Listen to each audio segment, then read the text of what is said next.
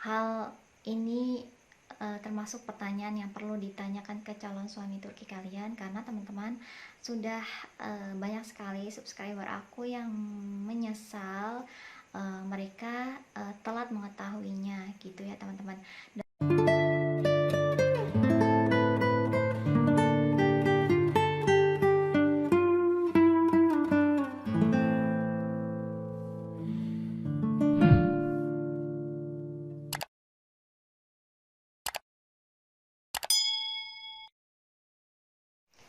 Halo semuanya, assalamualaikum warahmatullahi wabarakatuh. Selamat datang di channel Cehas.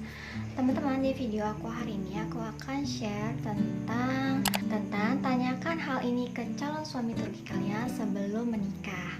Oke, jadi langsung aja ke video selanjutnya. Oke, jadi hal yang pertama yang harus kalian tanyakan ke calon suami Turki kalian sebelum kalian menikah itu adalah kalian akan menikah di mana? Melangsungkan pernikahannya di Indonesia atau di Turki gitu ya teman-teman. Kalau misalnya teman-teman ini mau menikah di Indonesia, itu enaknya teman-teman selain bisa disaksikan kedua orang tua, teman-teman juga bisa ditemani keluarga besar, terus bisa disaksikan keluarga besar gitu ya, disaksikan oleh orang-orang yang teman-teman sayang dan menyayangi kalian, kayak gitu loh teman-teman. Dan kalau misalnya keputusan kalian ini akan menikah di Turki ya, yang perlu teman-teman di sini ketahui adalah kalau menikah di Turki itu tidak perlu ada wali nikah gitu ya.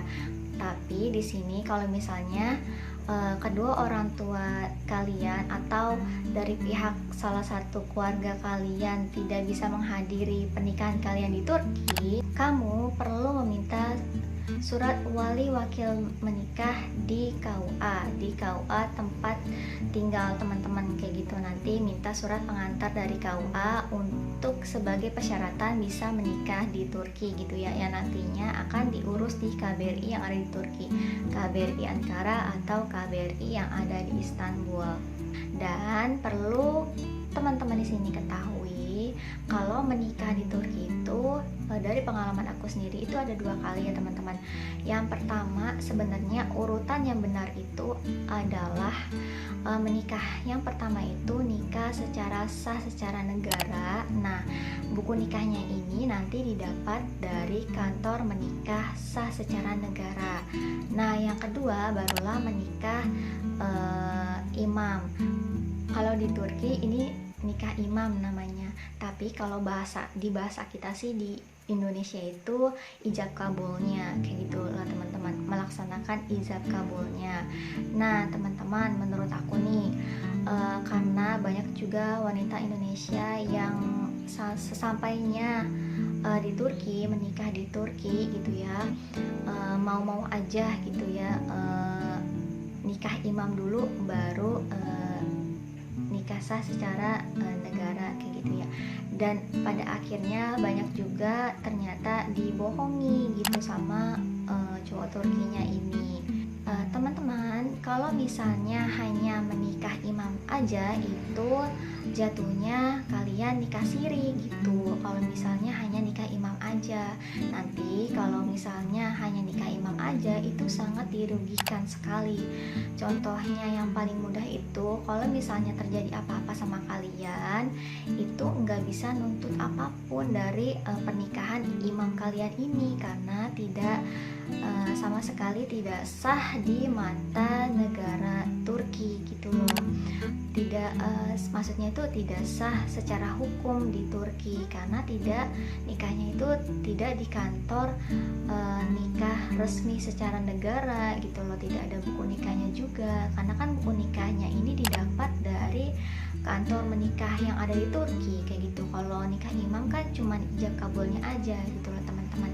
Jadi sebaiknya jangan mau kalau misalnya dijanjikan apapun alasannya gitu ya, jangan mau kalau misalnya nanti teman-teman diminta nikah imam dulu baru nikah sah secara negara gitu.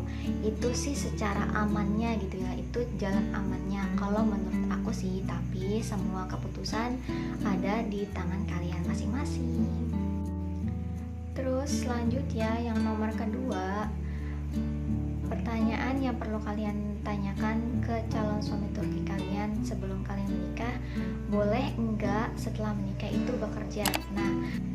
Nah kalau misalnya kamu ya termasuk orang yang nggak betah nggak bekerja gitu ya, pasti nggak betah nggak bekerja, terus ada keinginan pengen bekerja setelah menikah. Nah hal ini juga sah-sah aja ditanyain ke calon suami kalian ini, kayak gitu kan. Dari aku ketahui ya, suami-suami Turki itu kebanyakan tidak mengizinkan istrinya ini untuk bekerja di luar. Kalau misalnya bisa bekerja freelance, misalnya di rumah gitu ya, itu sih rata-rata nggak apa-apa. Tapi kalau misalnya kerja di luar itu rata-rata sih nggak dibolehin gitu ya. Tapi hanya rata-rata aja, nggak semua gitu. Pertanyaan yang ketiga yang perlu juga kalian tanyakan ini juga sangat penting ya menurut aku. Pertanyaannya adalah berapa sih gaji dari pekerjaan calon suami Turki kalian ini gitu. Nah ini juga pertanyaan yang aku tanyain juga ke suamiku dulu. Nah memang pertanyaan satu ini cukup sensitif dan banyak juga dari subscriber aku bertanya hal tentang ini. Mereka takut tersinggung atau malah marah kayak gitu ya.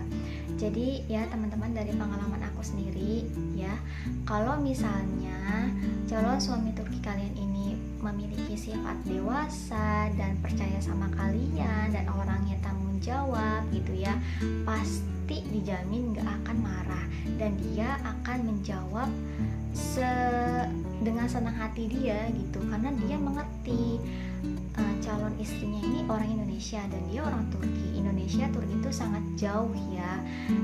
Pasti kan kita nih sebagai cewek Indonesia perlu pulang ke Indonesia juga kalau misalnya kangen, atau bahkan 1 tahun sekali gitu ya kalau bisa. Setelah menikah terus memutuskan untuk tinggal di Turki, pengennya nih bisa pulang 1 tahun sekali, dan itu butuh uang kan untuk membeli tiketnya ini, karena tiketnya cukup mahal ya dari Turki ke Indonesia.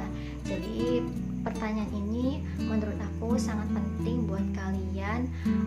Jadi menurut aku pertanyaan ini penting banget buat kalian tanyakan. Selain itu juga bukan hanya untuk bisa pulang ke Indonesia aja, tapi buat kehidupan kalian, pernikahan kalian ke depannya itu gimana, dengan mengetahui gaji suami kalian berapa, kayak gitu loh teman-teman.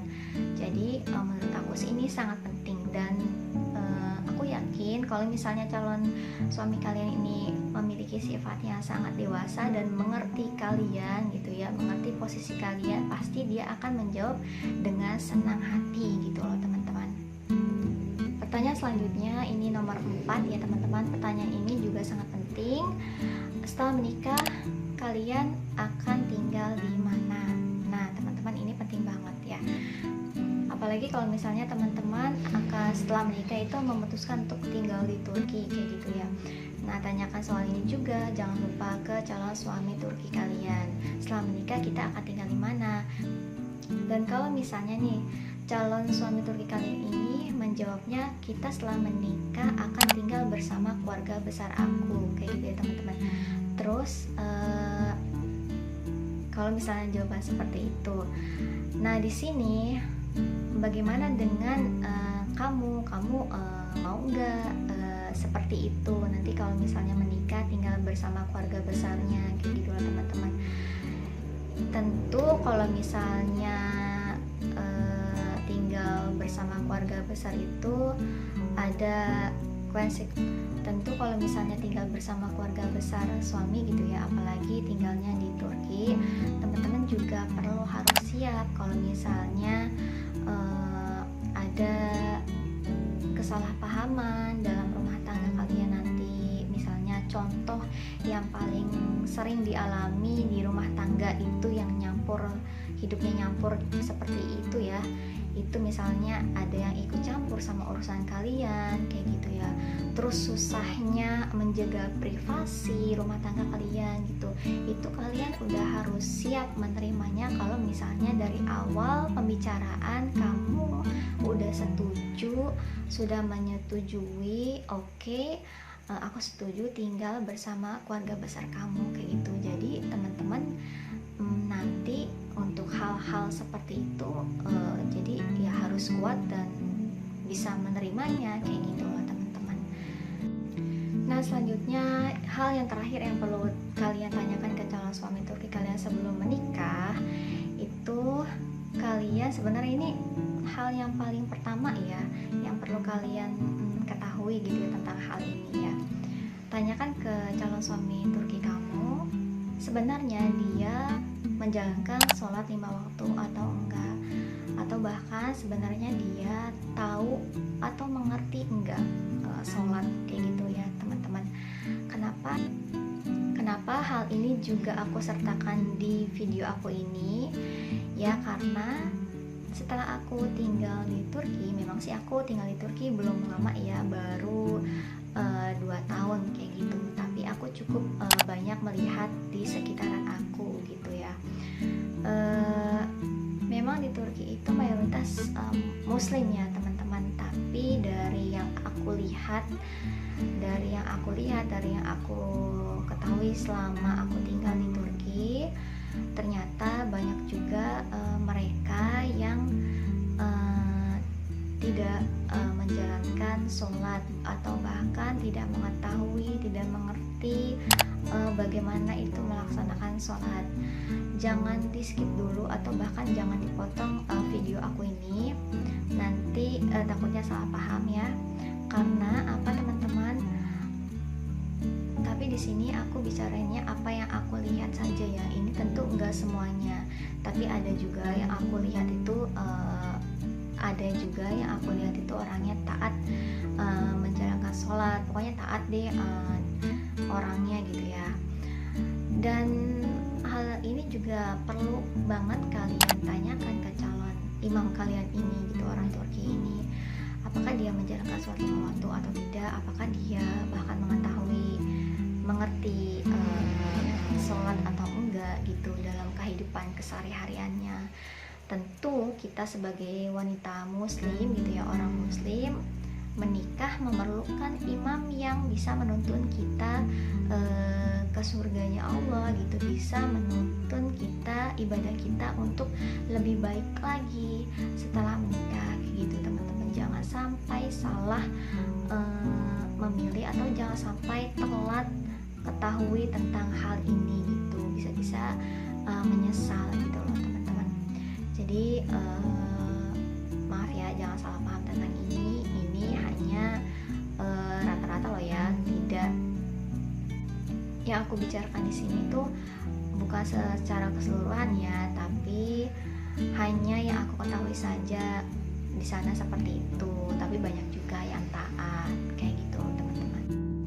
Oke teman-teman, aku rasa video aku hari ini cukup sampai di sini dulu. Semoga bermanfaat dan bisa membantu kalian untuk pertanyaan-pertanyaan yang kalian perlu tanyakan ke calon suami Turki kalian.